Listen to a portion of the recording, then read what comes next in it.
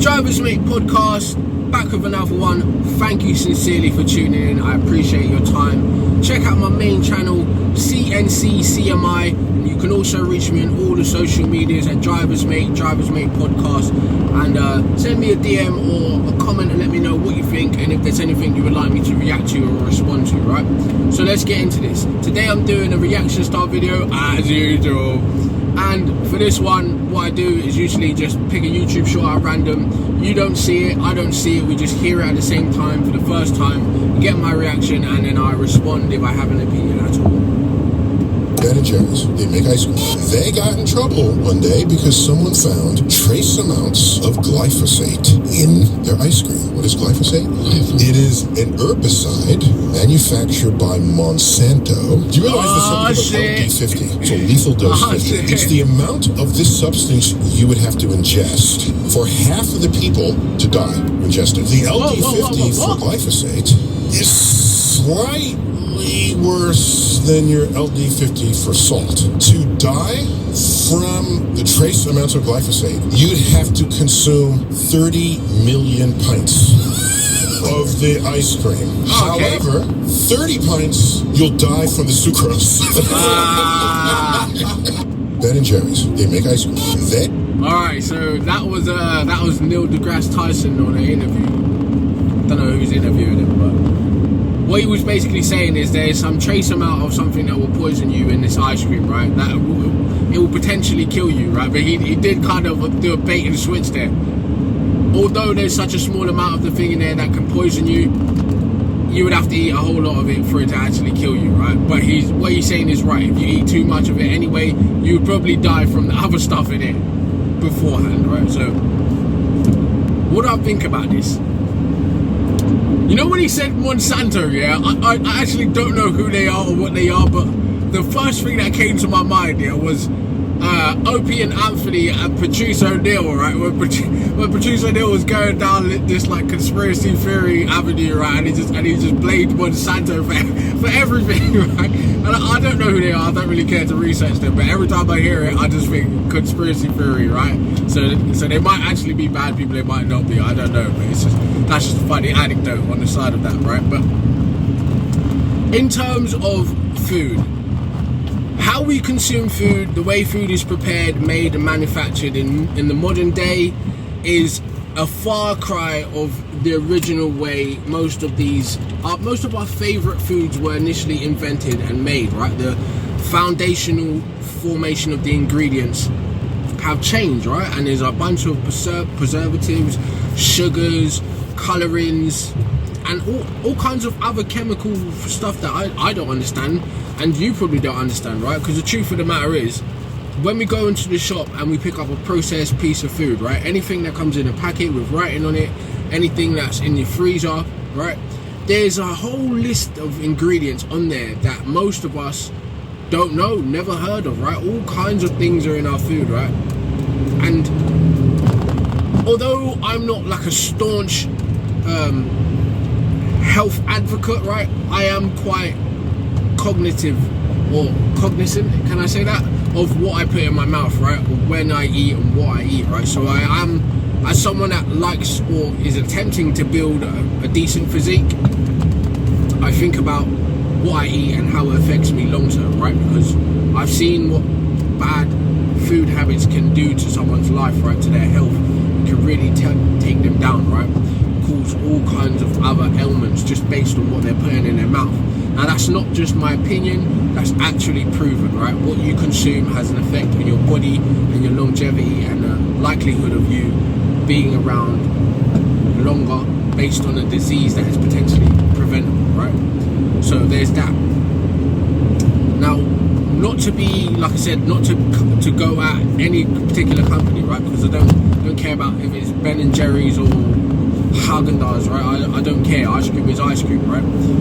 So yes, you must be aware when you're eating food, what you're eating and why you're eating it, right? Of course, like he said, there's a trace amount of whatever that chemical is. I don't even know the word he said. but that is found in all kinds of different foods, right? So yes, in small amounts it's not dangerous, but just like if you consume bad food in small amounts, it's not particularly dangerous, right? If you take a small enough amount with enough space in between the next time you eat that kind of food, it should be able to your system should be able to break it down fairly good, right? Fairly efficiently, without it causing too much problems with your digestive system and other areas of your health, right? But if you're on this constantly, and the problem is these kinds of foods are so highly palatable, right? And what does that mean? Highly palatable, it means it tastes really good. And because it tastes really good, your mind forms a connection with the food and you become addicted and you crave that food, right? Even if it's absolutely terrible for you. Like, I'm not going to name stuff, but there's a lot of food out there, and there's a lot of fast food that is prepared with these additional ingredients added into it, right? To get you addicted, like monosodium glutamate, right? If that's the right word to say, right? And there's other things like that. I forget the thing what it's called, right? But anyway, you'll find it in Chinese food, Indian food, any kind of takeaway place. They understand that the formation of the food, or where they buy it from as a wholesale, there's these additives that they put in this stuff to make you keep coming back, right? To get you addicted. And the problem with these things is they're technically bypassing your taste buds, right? Your taste buds are actually more dull in this point in history than ever before, right? Because the chemicals that are in the foods override what you're actually tasting, and they interact with the chemicals in your brain, right? So it's like the food's jumping past your tongue and straight into your brain and then straight into your stomach, right? You're not actually getting a chance to taste and experience the food as you should be, right? You're just forming a connection with whatever addictive substance or I was going to say scintillating whatever sensational substances in your food, right? And it's not the flavor of it that you're actually experiencing, it's that chemical reaction that causes a connection to the food, right? To you and between you and the food, right? So that's how you end up consuming like a 3,500 calorie drink or a chocolate or whatever it is that you might eat, a biscuit, a pastry, right? And the one thing that you ate doesn't fill you up, right? It literally goes straight through you, but your body extracts all of that extra ingredients, all of, well, what little nutrients you think it can accrue from this food, and then it goes through you, right? So you will still be hungry, and then you'll eat another 3,500 calorie something, yeah? And again, your body will just process that as wasted calorie, like expendable energy, but instead of it using the energy like your brain uses a lot of carbs and glucose, it will just store it as fat cells, right? And not just fat on the outside of your body, like visceral fat that surrounds your main organs, right? And this is how people get diseases and get sick and all of that, right? And not to mention, if you think about how you're, remember, I'm not a doctor, I'm not even a health scientist, none of this, right? I'm just giving you a layman's opinion from someone that studied this to an extent to understand their self better, right? So don't take my word for it, speak to your doctor, I'm not giving you advice, yeah? But if you think about how your digestive system is set up, right? You're in your stomach, and the way it's a big long tube, so if you pulled out your stomach line, and I'm not sure which one it's called, your intestine, right? Your large intestine, it can stretch for very far, right? So it's a lot of tubing. So just think about how the food goes down and gets stuck in there, and then it has to get your basic, I don't know the process of what it's called, right? But your stomach will compress the food. First, the acid will break it down into like a kind of paste, right? And then it will compress it, and your stomach will squeeze the water out of it, squeeze the nutrients out of it, send the water to your urine or to your blood or whatever, right? To your acids, saliva, your synovial fluid, I don't know, right? And then it will send the waste to like your colon or wherever it goes to where you take a shit, right? But because there's so much extra like things that are hard to digest, if you have a lot of chemicals that are hard to digest and they keep building up in each piece of food item that you eat, by the time you're ready to pass stool, you're backed up for maybe days and days, meals and meals of food that is stuck inside of you, right? So those hard to digest things, right, combined with other things that make it even harder to digest, have a knock-on effect on your health, right? And it's not just to say that if you eat fruits and veg and whole foods and good meats, quality stuff like that, you won't still necessarily have these gut problems, because you could. Because each person is different, right? And the bacteria and the biomes in your gut react differently to different foods, different types of combinations of food, right? So you could still potentially end up with this backed up backlog of food stuck in your body, right, causing you to be sick. But anyway, back down to the main point, right? Companies, food manufacturers, although you can blame them and say, hey, you're making people sick, you're killing people. At the same time, from a business point of view, from a production point of view, you can't blame them for wanting to have longer shelf life for their item, right? Making their product cheaper, so when it doesn't sell, they don't take such a big loss, right?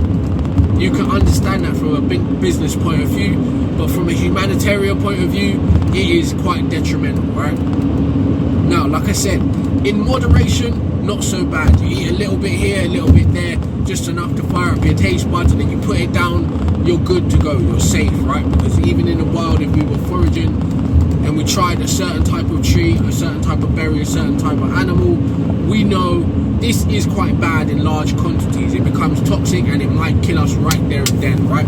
So we discovered that a long time ago as humankind, right?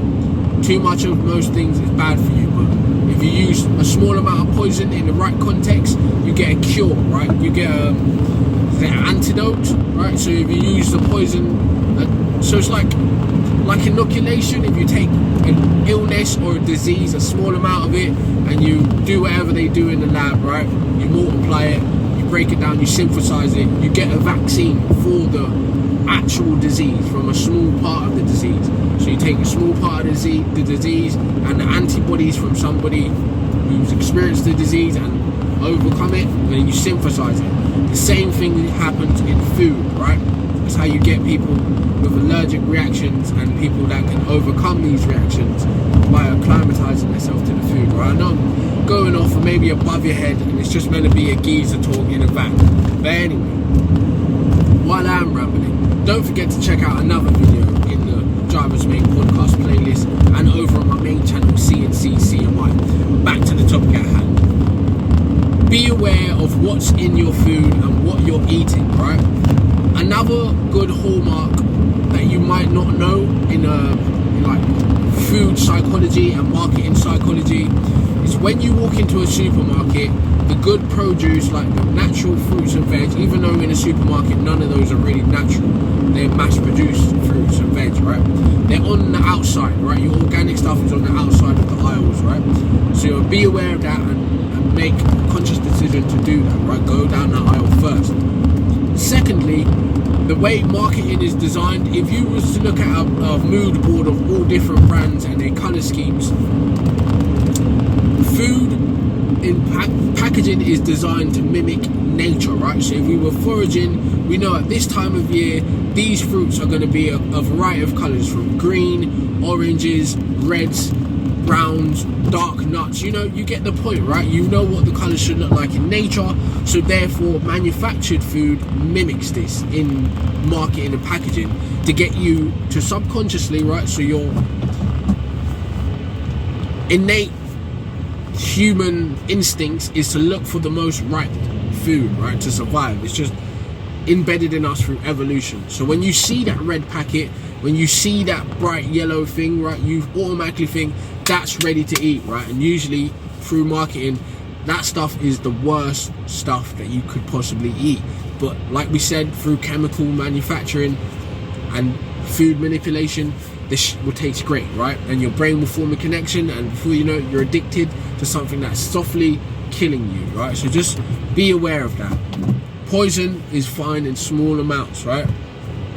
But don't go try and consume a whole lot of it, because you will die, right? So just be aware of that. And I'm not trying to make you develop an eating disorder or nothing, right? Be comfortable with what it is you're doing. And when you're ready to seek more information about your own eating habits and health, the internet is out there, right? The information is out there. But nobody is forcing you, and nobody is saying you're less of a human being because you choose to eat this way versus to that way, right? Everybody's entitled to whatever it is they want to do, right? So just understand that. Just like you're entitled to do whatever you want to do to an extent, the companies that manufacture these foods are entitled to do whatever they want to do to an extent, right? So be aware of that. Anyway, thank you for your time. I appreciate you watching once again. Even though this may not have been your usual have a laugh, in-depth conversation, I hope you possibly learned something through this long speech reaction video, whatever, right? But thank you for your time. You can reach me on all socials, Drivers Mate or Drivers Mate Podcast. You can also request videos to be made. Sign up to the Patreon for exclusive content and membership deals, right? Good stuff will be over there in time. Thank you. Check out my main channel, CNC CMI, and appreciate your time. Again, thank you, Drivers Mate. See you later.